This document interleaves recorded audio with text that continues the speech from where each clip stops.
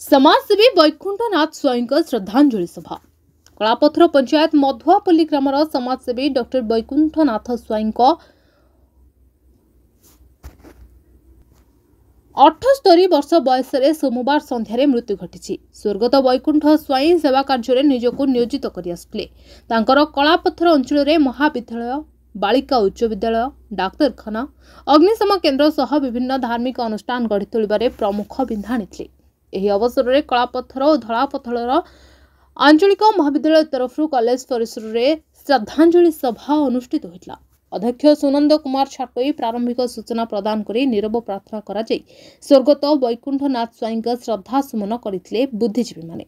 अतिथि भावे समाजसेवी मिर्जा सरदार अली बेग, पूर्वतन अध्यापक सीताकांत पंडा, शिक्षाविद जयकृष्ण दास, आईनजीवी प्रदीप कुमार पटनायक, क्रीड़ा शिक्षक सचिदानंद मिश्र, काशीनाथ राम समेत समस्त अध्यापक, अध्यापिका और कर्मचारी जोगदे स्वर्गत स्वाईं गुणगान करथिले। अन्यतम अतिथि भावे सांबादिक मानस रंजन साहू उपस्थित रही अंचलवासी जड़े न्यायवंत, यशस्वी, मनर मनीष सेवा कार्य निजक व्रती करिथिबा व्यक्ति विशेष हराइला। वियोग बांकी अंचल में गभीर शोक प्रकाश पाइथिबा बेले कलापथर महाविद्यालय पक्षर शोक संतप्त परिवार वर्गों प्रति समवेदना ज्ञापन करा जायछि। बांकीरू मानस रंजन साहू को रिपोर्ट, मणिभद्रा खबर। मोर नाम मिर्जा सरदार अली बेग, घर कलापथर एवं ये अनुष्ठान आज छिड़ाई कलापथर धलापथर आंचलिक महाविद्यालय वैकुंठ बाबूंकर देहांत आज शोक सभा जो कि आम अनुष्ठान समस्त कर्मकर्ता प्रिंसिपाल ठू आरंभ कर समस्त कर्मकर्ता एवं निमंत्रित अतिथि मैंने प्रदीप होते पंडा अच्छा भाईना अच्छा ये सब उपस्थित थी आत्मार सद्गति कामना करागला। भगवान आत्मार सद्गति दिंतु जो भाई कम से कर निश्चय से वैकुंठपुर स्थान पाइबे। मु सचिदानंद मिश्र, कलापथर धलापथर आंचलिक उच्च महाविद्यालय खेल शिक्षक।